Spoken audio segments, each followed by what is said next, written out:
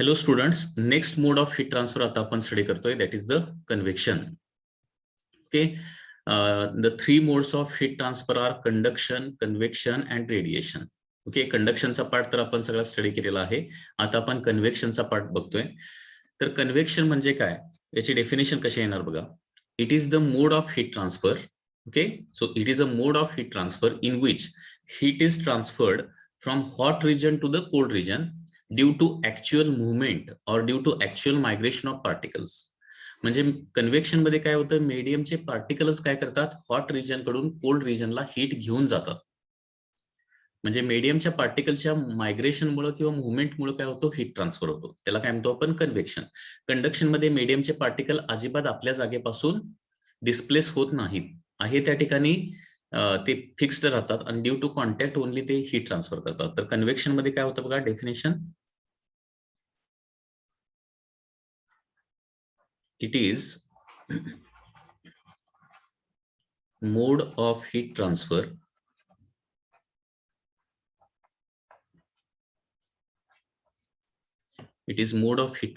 in which heat is transferred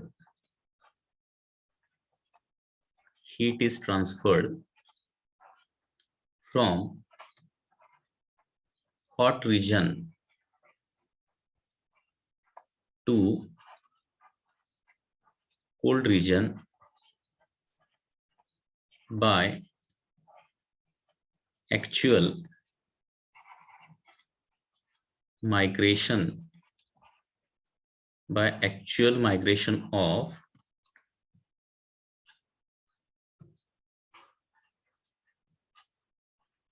particles of medium.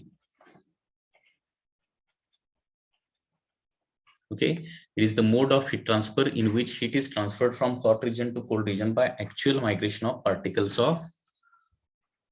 of medium. So it is called as convection. आता convection कसं होतंय ते थोडंसं बघा. कन्व्हेक्शनची प्रोसेसच आपल्याला बघायची असेल तर या पद्धतीने एक एक्झाम्पल घ्यावं लागेल. सपोज एक वेसेल आहे आणि याच्यामध्ये वॉटर आहे, वॉटर इन अ वेसेल. ठीक आहे. आता या वॉटरमध्ये हीट ट्रान्सफर कसा होतोय बघा. सपोज या वेसेलला बॉटमला काय केलेलं आहे, आपण बॉटम पासून आपण हीट सप्लाय करतोय बाय युझिंग अ फ्लेम. एका फ्लेमच्या साइन आपण बॉटमला हीट देणार आहे. आता हीट दिल्यानंतर काय होणार बघा, सगळ्यात अगोदर ही जी हीट आहे ती कुणाला मिळणार आहे, बॉटमचे जे वॉटर पार्टिकल आहेत त्यांना हीट मिळणार आहे. जे हीट जी आहे ती बॉटमला दिलेली आहे, त्याच्यामुळे हीट सगळ्यात अगोदर कुणाला मिळणार आहे, बॉटमच्या वॉटर पार्टिकल्सला मिळणार आहे. आता इथं बॉटमला हीट मिळाल्यामुळे बॉटमचं टेम्परेचर वाढणार आणि टेम्परेचर वाढलं की काय होते, डेन्सिटी कमी होते. टेम्परेचर वाढलं की काय होतं, एक्सपान्शन होतं आणि एक्सपान्शनमुळे डेन्सिटी कमी होते. डेन्सिटी कमी झाली की इथले वॉटर पार्टिकल जे आहे ते कमी डेन्सिटीचे पार्टिकल काय होतात, वर जातात. नेहमी लक्षात ठेवा, कुठलंही फ्लुइड किंवा कुठलंही लिक्विड असू दे, कमी डेन्सिटीचे जे पार्टिकल्स असतात ते काय राहतात, वर राहतात आणि जास्त डेन्सिटीचे खाली राहतात. ठीक आहे. आता इथे टेम्परेचर वाढल्यामुळे डेन्सिटी कमी होते. डेन्सिटी कमी झाल्यामुळे हे पार्टिकल काय होतात, म्हणजे हाय टेम्परेचरचे पार्टिकल वर जातात आणि जास्त वर असणारे म्हणजे वर लो टेम्परेचरचे आणि जास्त डेन्सिटीचे असणारे पार्टिकल काय होतात, खाली येतात. आणि याच्यामुळे काय होतं, हाय टेम्परेचरचे पार्टिकल काय होतात, हॉट रिजन कडून काय जातात, कोल्ड रिजनला जातात आणि तिथे हीट काय करतात, ते रिलीज करतात आणि अशा प्रकारे ते हीट कॅरी करतात. एक प्रकारे काय करतात, एका हॉट रिजन कडून कोल्ड रिजनला हीट कॅरी करतात. पुन्हा एकदा कोल्ड पार्टिकल इथं बॉटमला आले की कोल्ड पार्टिकल पुन्हा एकदा काय करणार, हीट ऍब्सॉर्ब करणार. हीट ऍब्सॉर्ब केली की त्यांची परत काय होते, डेन्सिटी कमी होते. डेन्सिटी कमी झाली की परत ते काय होतात, वर जातात. म्हणजे पार्टिकल गरम झाले की वर जातात, कोल्ड झाले की खाली येतात. गरम झाले की वर जातात, कोल्ड झाले की परत खाली येतात. आणि या पद्धतीने कंटिन्युअसली काय होतं, इथं वॉटरचं circulation automatically due to density difference आणि ड्यू टू ग्रॅव्हिटी, म्हणजे ग्रॅव्हिटी आणि डेन्सिटी डिफरन्समुळे हे वॉटरचं ऑटोमॅटिकली काय होतं, सर्क्युलेशन चालू राहतं. आणि या पद्धतीने काय होतं, वॉटरमध्ये काय होतं, हीट ट्रान्सफर होतो. म्हणजे या प्रोसेसमध्ये काय होतं, मीडियमचे पार्टिकल म्हणजे वॉटर पार्टिकल काय करतात, हॉट रिजन कडून कोल्ड रिजनला हीट घेऊन जातात. हॉट रिजन कडून कोल्ड रिजनला हीट घेऊन जातात आणि या पद्धतीने हीट ट्रान्सफर होतो. याला काय म्हणतो आपण, कन्व्हेक्शन म्हणतो. म्हणतो. आता कन्व्हेक्शन बेसिकली कुणामध्ये होतं? सॉलिडमध्ये तर कन्व्हेक्शन होऊ शकत नाही, कारण कन्व्हेक्शन होण्यासाठी मीडियमचे पार्टिकल मूव्ह करावे लागतात आणि मीडियमचे पार्टिकल कुठं मूव्ह करतात? फक्त लिक्विड आणि गॅसेसमध्ये. So convection is possible only in case of liquid and gases. Okay, convection is possible only in liquid and gases.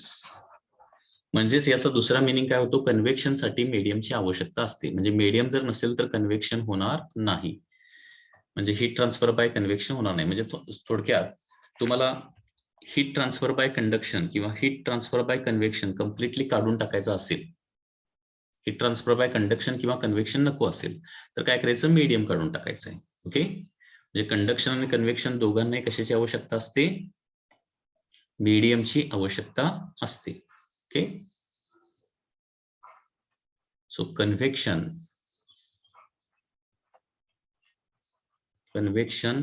Requires medium. म्हणजे कन्व्हेक्शनला मीडियमची आवश्यकता आहे. विदाउट मीडियम कन्व्हेक्शन होऊ शकत नाही. आणि ते मीडियम कुठलं पाहिजे? आयदर गॅस किंवा लिक्विड पाहिजे. ठीक आहे. आता कन्व्हेक्शन मध्ये रेट ऑफ हीट फ्लो किंवा रेट ऑफ हीट फ्लोचा फॉर्म्युला काय येणार आहे? किंवा रेट ऑफ हीट ट्रान्सफर म्हणजे किती रेटने हीट ट्रान्सफर होणार हे कशावर डिपेंड असतं बघा. रेट ऑफ हीट फ्लो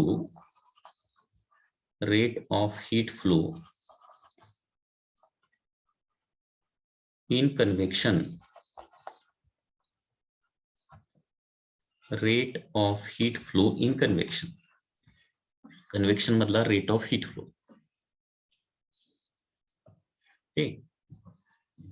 म्हणजे पर सेकंड किती अमाऊंट ऑफ हीट जे आहे ते ट्रान्सफर होणार आहे हे कशा कशावर डिपेंड असणार हे एक्सपेरिमेंटली शोधून काढलेलं आहे. आणि ते कसं आहे बघा, rate of heat flow in convection is, rate of heat flow in convection is number 1 directly proportional to surface area. Directly proportional to surface area. Okay, rate of heat flow in convection is directly proportional to surface area. म्हणजे जास्त surface area असेल तर काय होणार आहे? जास्त heat flow होणार आहे इन कन्व्हेक्शन. ओके, म्हणजे इथं महत्वाची गोष्ट काय आहे? सरफेस एरियावर ते डिपेंड नसतं rate of heat flow. Surface area म्हणजे लक्षात आलं ना, सरफेसचा एरिया. कंडक्शन मध्ये रेट ऑफ हीट फ्लो कशावर डिपेंड होता? एरियावर डिपेंड होता, परंतु तो कुठला एरिया होता? It was the cross sectional area. It is not the surface area. लक्षात येत आहे? कंडक्शन मध्ये rate of heat flow cross sectional एरियावर डिपेंडेंट होता, तर कन्व्हेक्शन मध्ये रेट ऑफ हीट फ्लो हा कशावर डिपेंड असतो? सरफेस एरियावर डिपेंड असतो. हे लक्षात ठेवा, क्रॉस सेक्शनल एरियावर नव्हे. म्हणजे त्या बॉडीच्या सरफेसला किती एरिया आहे, बॉडीच्या सरफेसचा एरिया वाढला तर काय होणार आहे? कन्व्हेक्शनचा हीट ट्रान्सफर काय होणार आहे? वाढणार आहे. Second, directly proportional to temperature difference. Directly proportional to temperature difference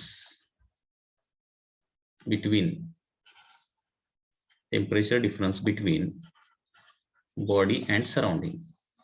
आणि त्याचबरोबर आणखी कुठल्या गोष्टीवर डिपेंड आहे? सराउंडिंग आणि बॉडी यांच्यामध्ये टेम्परेचर डिफरन्स किती आहे. म्हणजे जास्त टेम्परेचर डिफरन्स असेल तर जास्त रेटनं हीट फ्लो होतो. Okay, directly proportional to the temperature difference. So therefore आपण इथे लिहू शकतो रेट ऑफ हीट फ्लो म्हणजे काय? dq by dt. म्हणजे पर सेकंड किती हीट काय होणार आहे? ट्रान्सफर होणार आहे. रेट ऑफ हीट फ्लो किंवा रेट ऑफ हीट ट्रान्सफर असंही म्हणू शकतो.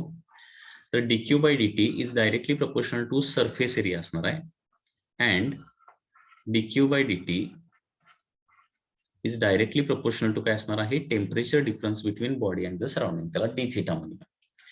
कारण बॉडीचं काहीतरी, आता फॉर एक्झाम्पल एखादी बॉडी एखाद्या सराउंडिंग मध्ये ठेवली तर बॉडीचं काहीतरी टेम्परेचर असणार आणि सराउंडिंगचं पण काहीतरी टेम्परेचर असणार आहे. जेवढं दोघांच्या मध्ये टेम्परेचर डिफरन्स हाय असेल तेवढा रेट ऑफ हीट फ्लो काय असणार आहे, फास्ट असणार आहे, जास्त असणार आहे. सो देअरफॉर हे दोन्ही कंबाईन केलं तर काय होणार आहे, rate of heat flow dq by dt is directly proportional to a into D theta येणार आहे. Okay, a into D theta. आता इथे कॉन्स्टंट टाकावं लागेल आणि त्याच्यावरून आपल्याला एक इम्पॉर्टंट फॉर्म्युला मिळतोय कन्व्हेक्शनचा. Therefore dq by dt is equal to काय येणार आहे, H A D theta. dq by dt चा फॉर्म्युला काय येतो, H A D theta, where H is a constant आणि या कॉन्स्टंटला काय म्हणतो आपण, कोएफिशियंट ऑफ कन्व्हेक्शन असं म्हणतो. एच इज अ कॉन्स्टंट, याला काय म्हणायचं,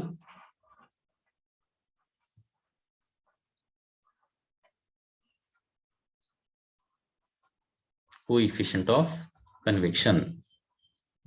कोएफिशियंट ऑफ कन्व्हेक्शन लक्षात आलं का बघा. तर हा एक खूप इम्पॉर्टंट फॉर्म्युला आहे कन्व्हेक्शन मधला. कन्व्हेक्शन मधला rate of heat flow dq by dt जे पर सेकंड किती हीट फ्लो होणार हे कुठल्या फॉर्म्युल्याच्या साहाय्याने मिळणार आहे, एच ए डी थिटा वरून मिळणार आहे. एच म्हणजे कोएफिशियंट ऑफ कन्व्हेक्शन, ए म्हणजे सरफेस एरिया आणि डी थिटा म्हणजे temperature difference.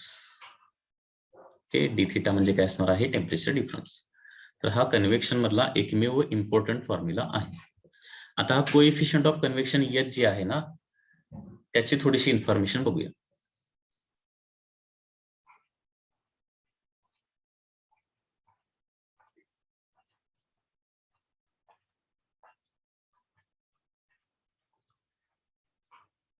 Coefficient of convection. Okay, coefficient of convection.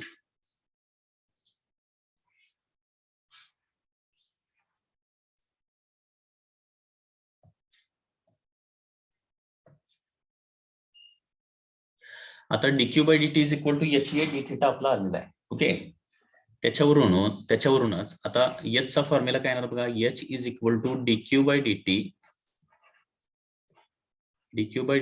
Divided by काय येणार आहे, A D theta.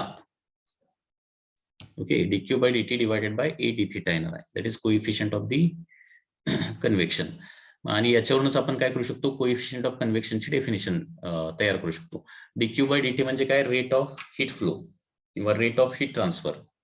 Okay, A म्हणजे सरफेस एरिया आणि डी थिटा म्हणजे काय, टेम्परेचर डिफरन्स. म्हणजे डेफिनेशन काय येणार बघा,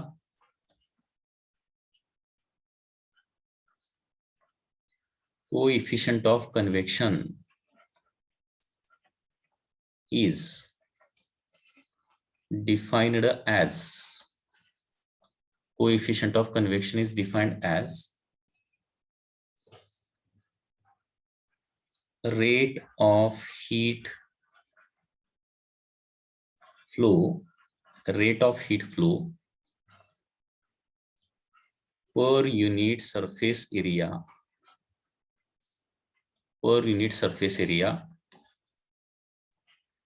per unit temperature per unit surface area per unit temperature difference. Okay, coefficient of convection is defined as rate of heat flow per unit surface area per unit temperature difference. Okay, तर ही याची definition येणार आहे coefficient of कन्व्हेक्शनची. आता याचं unit काय येते बघूया, SI unit. तर याचा एसआय युनिट येणार आहे dq बाय dt. आता हीट कशामध्ये असते, जूल मध्ये असते. dt म्हणजे टाइम कशामध्ये असतो, सेकंड मध्ये असतो. Divided by surface area metre square मध्ये आणि टेम्परेचर कशामध्ये असणार आहे, केल्विन मध्ये. आणि त्याच्यामुळे काय होणार आहे, याचं एसआय युनिट येणार आहे that is joule per metre square kelvin second. Joule per metre square kelvin second. आणि जूल पर सेकंडला वॅट पण म्हणतो आपण, म्हणजे watt per metre square kelvin याचं एसआय युनिट आहे. जूल पर सेकंड म्हणजे watt per metre square kelvin हे काय येणार आहे, याचं एसआय युनिट येणार आहे.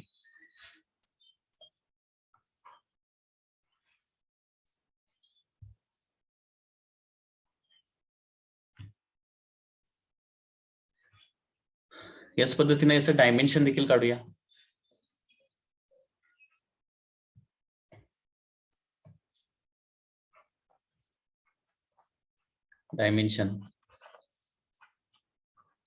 डायमेन्शन कसं येणार बघा. वॅट म्हणजे पॉवर, m1 L2 T-3 असतं, डिवायडेड बाय मीटर स्क्वेअर म्हणजे L2 आणि केल्विन म्हणजे K1.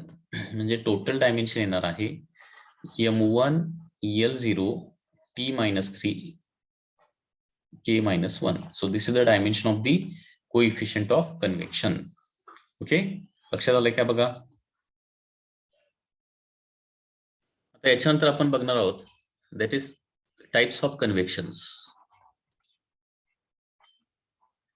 Types of कन्व्हेक्शन्स.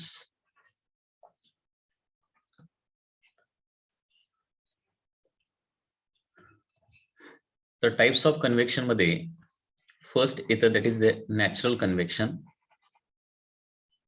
Natural convection. And second is the forced convection.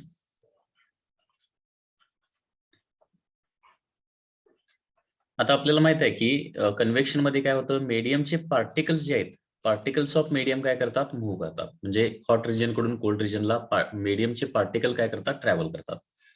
आता या पार्टिकलची मोशन कशामुळे होणार आहे, म्हणजे नॅचरली होणार आहे का फोर्सफुली होणार आहे, त्याच्यानुसार काय होणार आहे, कन्व्हेक्शनचे दोन टाईप पडणार आहेत, नॅचरल कन्व्हेक्शन आणि फोर्स्ड कन्व्हेक्शन. नॅचरल कन्व्हेक्शन म्हणजे काय, the particles of medium moves from hot region to cold region due to the density difference. Okay, और naturally. Such type of convection is called as natural convection.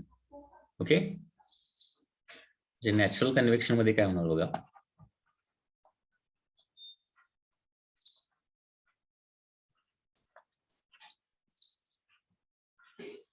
Natural convection मध्ये काय आहे, तर particles of medium okay moves only due to density difference and density difference and gravity.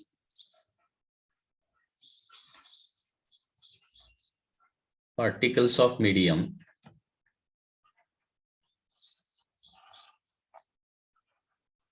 moves by density difference and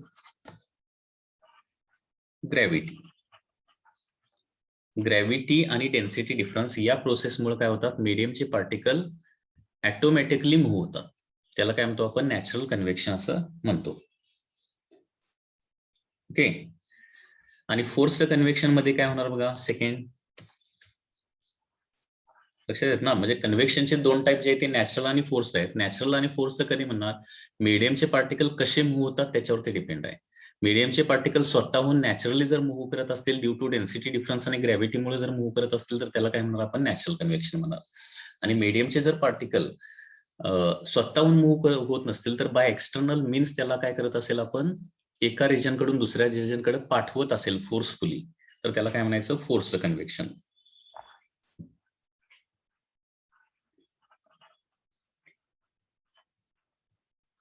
forced convection. तर याच्यामध्ये काय होणार आहे, particles of medium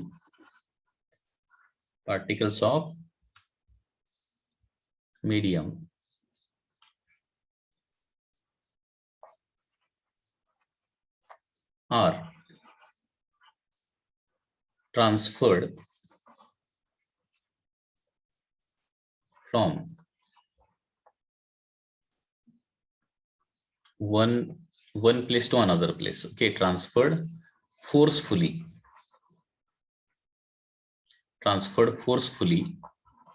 by some external means.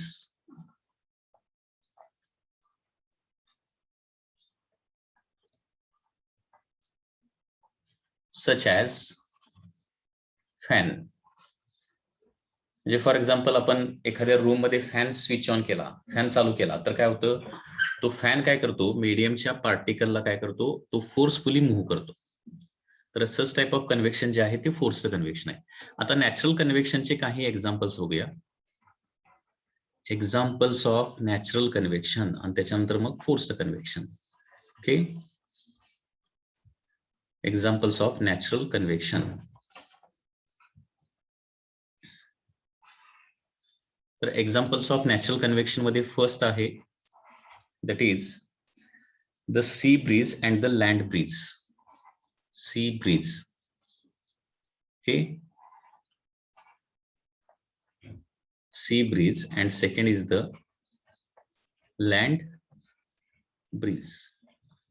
C breeze आणि land breeze जी आहे, sea bridge म्हणजे काय, सी कडून लँड कडे फ्लो होणारे जे विंड आहे, बरोबर आहे ना, त्याला काय म्हणतो आपण सी ब्रीज असं म्हणतो. आणि लँड ब्रीज म्हणजे काय, लँड कडून सी कडे फ्लो होणारे जे ब्रीज आहे किंवा विंड आहे. ब्रीज म्हणजे विंड, लक्षात येते ना, वारा. मराठीमध्ये सी ब्रीजला काय म्हणतो आपण, खारे वारे असं म्हणतो, खारे वारे. आणि लँड ब्रीजला काय म्हणतो आपण, मतलई वारे. जे सी ब्रीज आणि लँड ब्रीज काय आहे, एका पर्टिक्युलर डायरेक्शननं फ्लो होणारा विंड आहे, लक्षात घ्या, विंड फ्लो आहे. सी ब्रीज म्हणजे सी कडून लँड कडे फ्लो होणारा, आणि लँड ब्रीज म्हणजे लँड कडून सी कडे फ्लो होणारा जो विंड आहे त्याला काय म्हणलं जातं, सी ब्रीज आणि लँड ब्रीज असं म्हणलं जातं. त्या या पद्धतीने या कन्सेप्ट आहे. ओके, तर सी ब्रीज कशामुळे आणि कधी जनरेट होतं आणि लँड ब्रीज कशामुळे आणि कधी जनरेट होतं हे आपल्याला बघायचं. Okay, suppose this is sea and suppose this is the land. Okay, suppose here there is a sea and here there is a land. आता सी मध्ये वॉटर असतं आणि वॉटरची स्पेसिफिक हीट काय असते, high. Specific heat is more. And here लँडची specific heat काय असणार आहे, लेस असते, कमी असते. आता हे तुम्हाला माहिती पाहिजे की ज्याची स्पेसिफिक हीट जास्त असते, ओके, ज्याची स्पेसिफिक हीट जास्त असते तो लवकर गरम पण होत नाही, लवकर थंड पण होत नाही. आणि ज्याची स्पेसिफिक हीट कमी असते तो लवकर गरम पण होतो आणि लवकर थंड पण होतो. ओके, बघा पुन्हा एकदा बघा, सी मध्ये काय असणार, वॉटर असणार आहे. वॉटरची स्पेसिफिक हीट जास्त असते आणि लँडची स्पेसिफिक हीट कमी असते. आता स्पेसिफिक हीट ज्याची जास्त आहे तो लवकर गरम पण होत नाही आणि लवकर थंड पण होत नाही. आणि ज्याची स्पेसिफिक हीट कमी असते तो लवकर गरम पण होतो आणि लवकर थंड पण होतो. म्हणजे आता डे टाइमला कसं होतं बघा, डे टाइम. आता डे टाइमला काय होणार आहे, सनरेज जे आहेत ते सी वर पण पडणार आहेत आणि लँड वर पण पडणार आहेत. Okay, so this are sunrays, sunlight. Okay, आता स्पेसिफिक हीट वॉटरची जास्त असल्यामुळे तो लवकर गरम होत नाही आणि लँड मात्र काय होणार आहे, लवकर गरम होणार आहे. आता इथली एअर जर गरम झाली, लँड जर गरम झाली, लवकर गरम कोण होणार आहे, लँड. आता लँड लवकर गरम झाली तर त्याच्यावरची एअर जी आहे, लँडच्या वरची एअर जी आहे त्याचं टेम्परेचर लगेच वाढतं, कारण लँड कडून काय होणार आहे, एअरला हीट ट्रान्सफर होणार. ओके, आणि सी जे आहे ते काय असणार आहे, अजून गरम झालेलं नसणार आहे. त्याच्यामुळे काय होणार आहे, थोडक्यात काय होणार आहे, इथली एअर जी आहे लँडच्या वरची, लँड जास्त गरम झाल्यामुळं लँडच्या वरची जी एअर आहे ती जास्त टेम्परेचरला असणार आणि सीच्या वरची जी एअर आहे ती कमी टेम्परेचरला असणार आहे. आताच आपण बघितलं की टेम्परेचर वाढलं, एअरचं टेम्परेचर वाढलं की डेन्सिटी कमी होते आणि डेन्सिटी कमी झाली की काय होतं, ती एअर जी आहे ती वर जाते.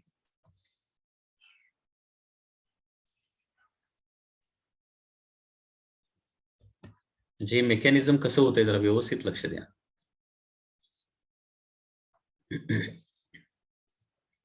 ओके, सो डे टाइमला काय व्हायला लागलंय बघा, डे टाइमला वॉटरला पण हीट मिळणार, लँडला पण हीट मिळणार. लँड लवकर गरम होणार, लँड गरम झाल्यामुळे इथली लँडच्या वरची एअर जी आहे ती हाय टेम्परेचरला जाणार आणि लँडच्या वरची एअर हाय टेम्परेचरला गेली की डेन्सिटी कमी होणार आणि डेन्सिटी कमी झाली की इथली एअर जी आहे ती काय होते, वर जाते. लँडच्या वरची एअर, ओके, ती वर जाणार आहे आणि त्याच्यामुळे इथं काय होणार आहे, लो प्रेशर रिजन तयार होणार आहे.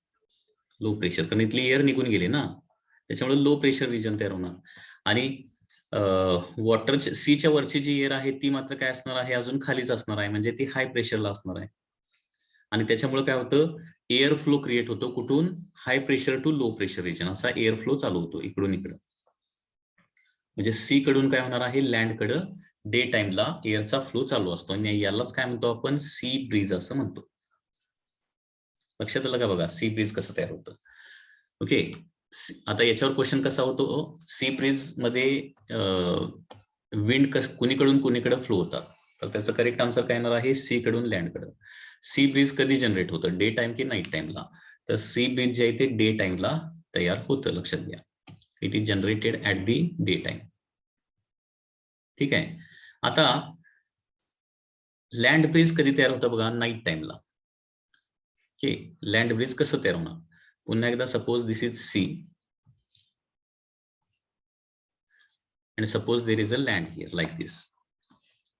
आता नाईट टाइमला काय होणार आहे, सनलाईट तर मिळत नसणार आहे. सनलाईट मिळत नसल्यामुळे काय होणार आहे, हे सी वॉटर जे आहे आणि लँड दोघेही काय करणार आहेत, हीट बाहेर टाकायला चालू करणार आहे. कधी, नाईट टाइमला.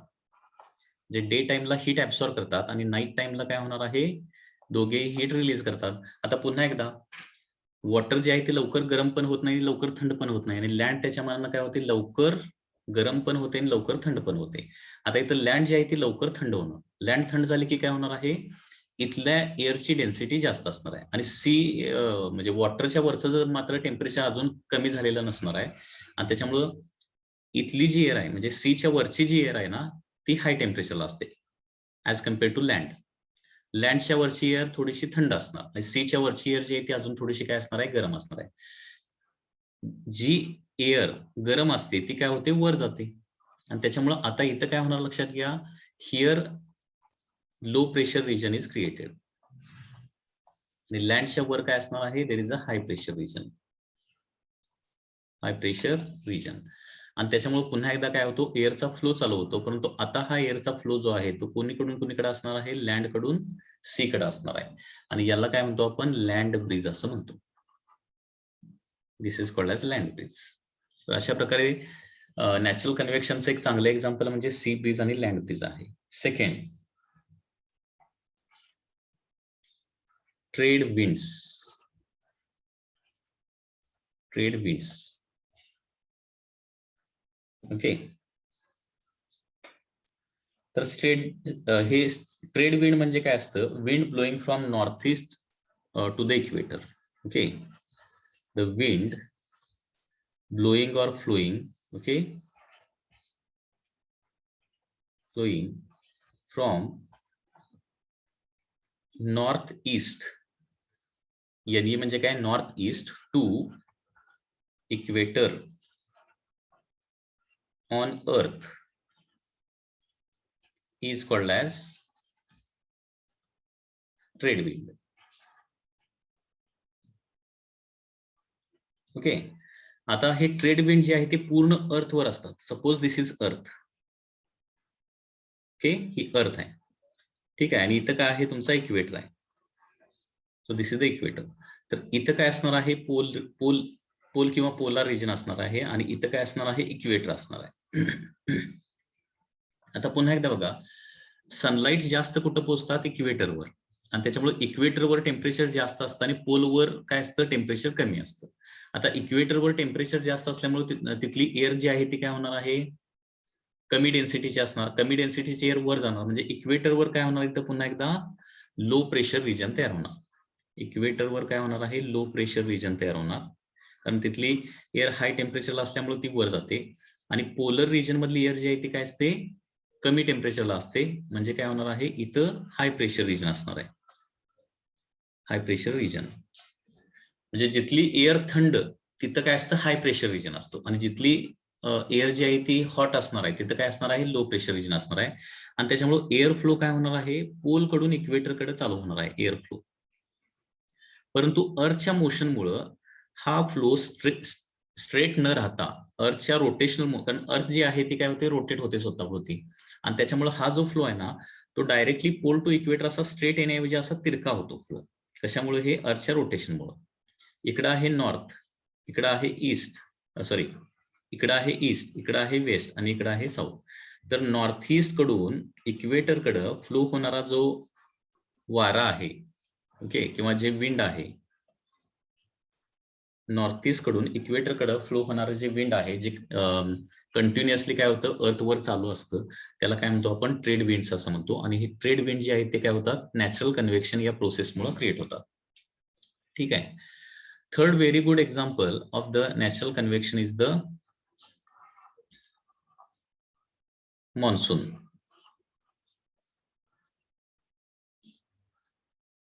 ओके, आता मॉन्सूनला मराठीमध्ये काय म्हणायचे? मोसमी वारे. मोसमी वारे असं म्हणतो. आता मॉन्सून जो आहे तो कुठं असतो? फक्त इंडियन सबकॉन्टिनेंट मध्ये असतो. कुठं आहे?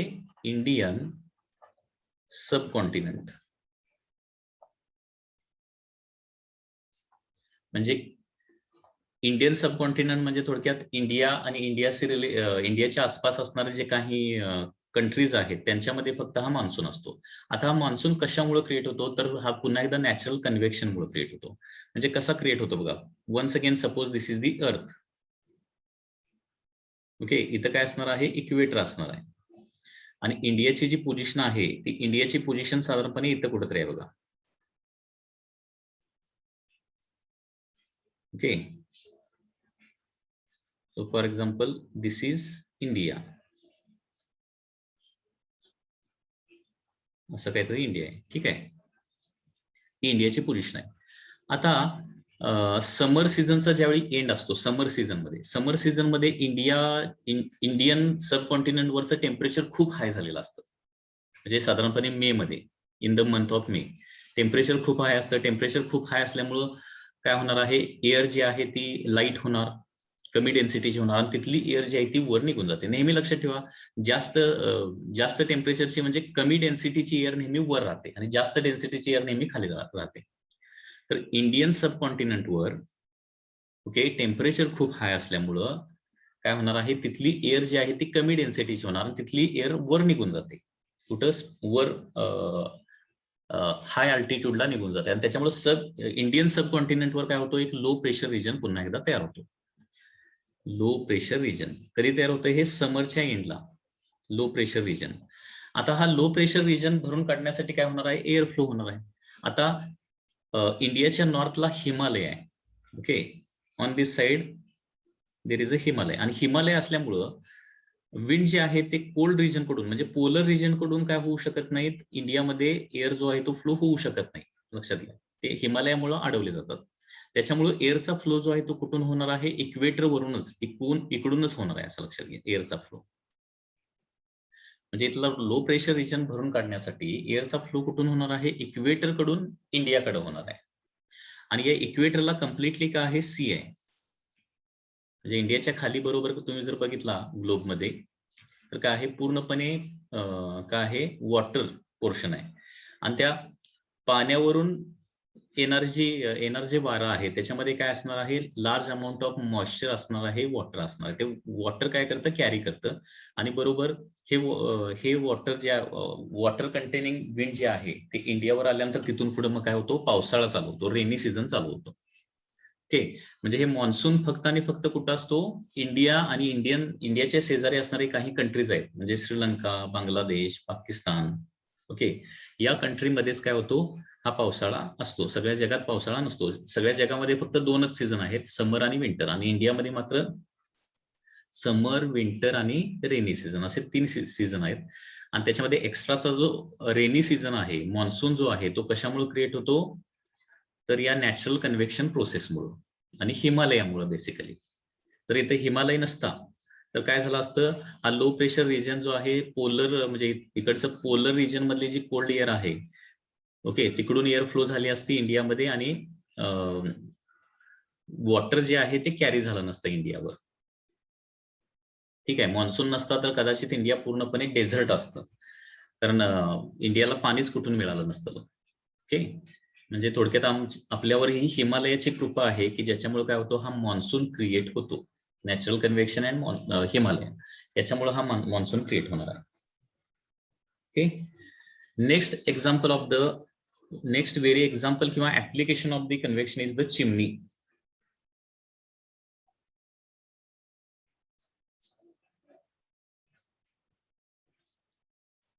Next application is the chimney.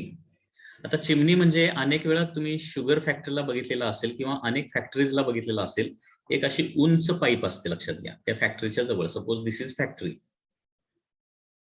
Okay, ही जर फॅक्टरी असेल तर फॅक्टरीच्या शेजारी अशा प्रकारे एक खूप टॉल एक पाईप असते आणि या पाईपला काय म्हणतो आपण, चिमणी असं म्हणतो. आता हे कशासाठी प्रोव्हाइड केलेले असते? जनरली चिमणी कुठं असते, तर ज्या ज्या ज्या फॅक्टरीमध्ये फर्नेस असतो, फर्नेस ज्याच्यामध्ये काय करतो आपण, फर्नेसमध्ये काय करतो, large amount of heat produce करतो, तिथं फ्युएल बर्न केलं जातं. तर जिथं जिथं फर्नेस आहे तिथं तिथं चिमणी असते. अनेक वेळा तुम्ही गुळाचे घाणे बघितलेले असतील, गुळाचे घाणे, तर गुळाच्या घाण्याला देखील काय असते, साईडला अशा प्रकारे एक चिमणी असते बघा. आता या चिमणीचा यूज काय होतोय, तर फॉर एक्झाम्पल हा एक फर्नेस आहे की ज्याच्यामध्ये फ्युएल बर्न केलं जातं. फॉर एक्झाम्पल एक वेसेल आहे ज्याला आपण हीट देणार आहे, for example boiler. Okay, this is a vessel ज्याला आपल्याला काय करायचे, हीट द्यायची आहे. इथं काय करणार आहे आपण, फ्युएल जे आहे ते इथं बर्न करणार आहे. ओके, इथं फ्युएल बर्न करणार आहे. आता याच्या एंड पॉइंटला काय केलेली बसवलेली असते, इथे एक चिमणी बसवलेली असते, म्हणजे टॉल पाईप बसवलेली असते एंड पॉइंटला. याचा फायदा कसा होतोय बघा. आता कुठलेही कंबशन, बर्निंग चांगलं जर व्हायचं असेल, तर कुठलंही कंबशन किंवा बर्निंग जर चांगलं व्हायचं असेल तर त्याला ऑक्सिजनची गरज असते. ओके, आणि तो ऑक्सिजन या चिमणीमुळे प्रोव्हाइड होतो. कसा काय प्रोव्हाइड होतो, तर इथं ज्यावेळी फ्युएल बर्न होणार आहे त्यावेळी इथलं टेम्परेचर वाढतं, आणि टेम्परेचर वाढलं की इथली हाय टेम्परेचर एअर कुठं जाते, चिमणीमध्ये जाते. हाय टेम्परेचर म्हणजे बर्निंग नंतर तयार झालेली हाय टेम्परेचर जी आहे ती चिमणीमध्ये जाते. चिमणीमध्ये गेल्यानंतर आता हाय टेम्परेचर एअर जी आहे ती खाली राहू शकत नाही, तर त्याची डेन्सिटी कमी असते, ती वर जाते. ओके, आणि ही चिमणीमधून हाय टेम्परेचर एअर वर गेल्यामुळे काय होणार आहे, इथं बॉटमला पुन्हा एकदा काय होणार आहे, चिमणीमधली हॉट एअर नेहमी वर जाते. वर गेल्यामुळं चिमणीच्या बॉटमला काय होणार आहे, इथं लो प्रेशर रिजन तयार होणार आहे. आणि हा लो प्रेशर रिजन जो आहे तो कुठून भरून काढला जाऊ शकतो, इकडूनच एअर ओढावी लागेल, कारण चिमणीच्या वरून तर एअर येऊ शकत नाही. त्याच्यामुळे हा लो प्रेशर रिजन भरून काढण्यासाठी एअर जी आहे ती लेफ्ट हँड साईडनं काय केली जाते, ओढली जाते, आणि ऑटोमॅटिकली ही फ्रेश एअर आणि ऑक्सिजन असणारी एअर या काय होते, बर्निंग प्रोसेसला ऑटोमॅटिकली मिळते, आणि त्याच्यामुळे बर्निंग प्रोसेस इथं चांगली होते. ओके, हल्ली किचन मध्ये देखील चिमणी बसवल्या जातात. किचन मध्ये देखील तिथं बर्निंग प्रोसेस चांगली व्हायची असेल, ऑक्सिजन चांगल्या प्रकारे खेळता राहायचा असेल, तर किचन चिमनीज देखील अवेलेबल आहेत बघा. ठीक आहे, चिमणी म्हणजे थोडक्यात काय असते, एक लॉंग टॉल म्हणजे एक उंच पाईप असते, टॉल पाईप असते, की जी कुठं जोडलेली असते, फर्नेसच्या एंड पॉइंटला जोडलेली असते. त्या फर्नेस मधली हॉट एअर चिमणीमध्ये जाते, आणि चिमणीमध्ये काय होते, ती एअर खाली राहत नसून ती वर जाते, डेन्सिटी कमी असल्यामुळं, आणि त्यामुळे चिमणीच्या बॉटमला काय होतो, लो प्रेशर रिजन तयार होतो. चिमणीच्या बॉटमला नेहमी लो प्रेशर रिजन तयार होतो, आणि ते लो प्रेशर रिजन भरून काढण्यासाठी एअर जी आहे ती बाहेरून काय केली जाते, ओढली जाते, आणि ऑटोमॅटिकली ती एअर जी आहे ती काय होते, कुणाला मिळते, हा जो बर्निंग रिजन आहे त्या बर्निंग रिजनला मिळते, आणि अशा प्रकारे एअर फ्लो व्यवस्थित मेंटेन होतो. सो एअर फ्लो व्यवस्थित मेंटेन करण्यासाठी, नॅचरली मेंटेन करण्यासाठी चिमणीचा वापर केला जातो. आणखी एक एक्झाम्पल म्हणजे व्हेंटिलेटर्स.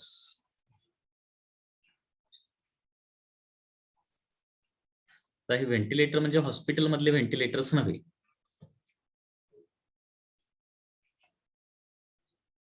ओके,